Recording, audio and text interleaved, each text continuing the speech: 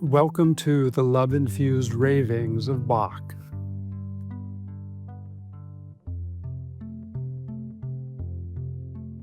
The mind has no shame. So this one teacher of mine told a story about, we were talking about the nature of mind, and she told a story about this monk with, his longtime group of followers. And he said he was going to go into like a 30-day silent retreat, and they all wished him well and, waited with great excitement to see what he was going to report from coming out. And when the 30 days ended and the door opened, he came out and someone said, "How was it?" His first response was, "The mind has no shame." When I first heard that, it really stuck with me. It's such a beautiful story. But I don't think I really knew exactly what shame was at the time. It just wasn't really a word in my vernacular. It's not like I didn't have it. I just never called it that. I never had labeled it that yet. So when he said that, I didn't quite understand it. But I kind of obviously got the gist. But then years later, when I learned more about shame, and then also watching the mind now over 30 years of practices of some sort, it's just so true. On that level, right? It's so true. It just will do anything to get our attention. Innocently, innocently. No war with the mind. No war with thought. We don't have to battle it. We don't have to defeat it. We don't have to talk badly about it. Stop your war with the mind. Just let it be. It's just doing its thing. It doesn't matter why. It doesn't matter if you understand it or not. Just let it be. Let it do its thing. You don't have to believe it. You find it's not you. You come to see it's not you. And that's sort of really obvious and from one angle, and we realize that we're something that's aware of thoughts. It's like, are you the same as your blackboard at school? Like, no. It's a thing, thoughts. They're not who we are. They're not our fundamental nature. We experience them changing all the time. This thing about us that doesn't feel like it does change, this agelessness, is aware of these thoughts coming and going. So it just helps us quickly see that, oh, right, I'm not my thoughts. I may not know what I am, but I'm not my thoughts, because there's something that is aware of thoughts coming and going. And that thing that's aware doesn't come and go. That's a great inquiry for all of us. Do I come and go? Fascinating question. Do I come and go? Of course, everyone will quickly run to sleep. Well, yes, when I sleep, I go. Like, how do you know? The next morning you say, I was gone or I was asleep. We don't even know what that is. We have to talk about that time during the night where we're not living our normal lives. But we call it sleep like we understand it. I mean, come on. It's remarkable, right?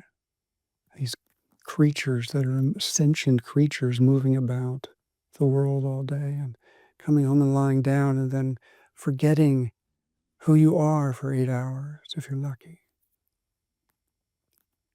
Forgetting about this whole life. Everything you've ever known and learned and felt is gone in an instant. And then the next day, we wake up. We wake up.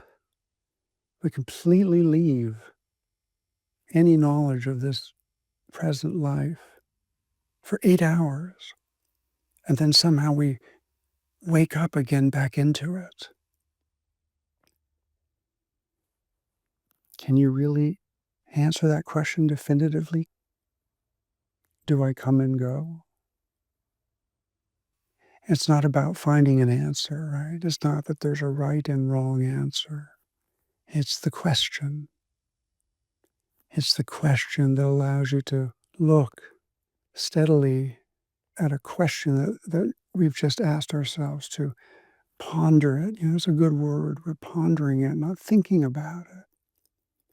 Pondering the possibilities of that, pondering that question. Can we find an answer? Can we find an answer that isn't thought-based? That's what we're looking for. We ask a question like that, a question of self-inquiry with an incredibly deep question. And then we watch with curiosity for an answer that isn't in words. And even if you ever see it, you will never be able to keep it.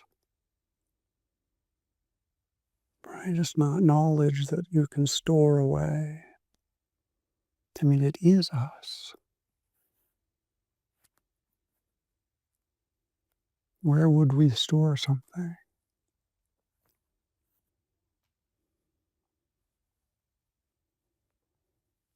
Who am I now? What is this?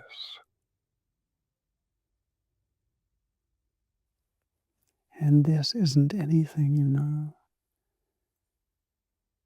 I'm stopping at this because I don't know what it is. I can't say this, blah, blah, blah. It's just this.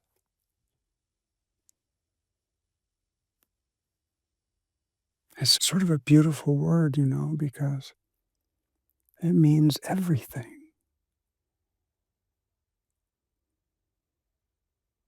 Like the obviousness of all things, of everything, of one thing. This. How could it be so? How can it be so hard to find?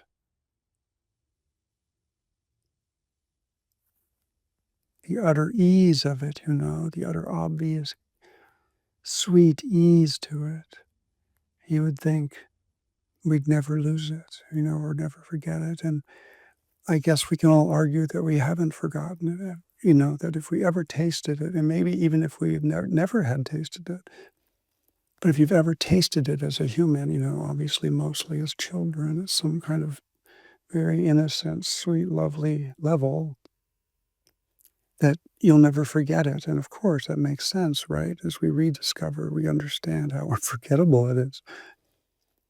And that we realize, no, we never did. And I guess it is an interesting term to say that we go to sleep, because like we were talking about earlier, there's a complete forgetting of our true nature.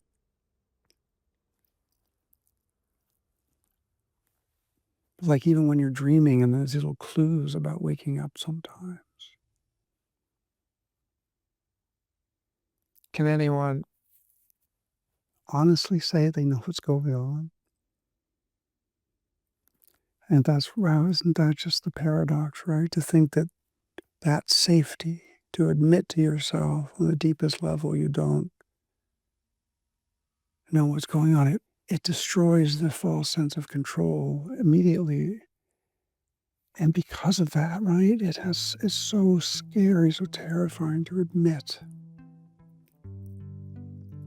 Because it seems like it would be chaos. It seems like if we didn't control things, it would be chaos.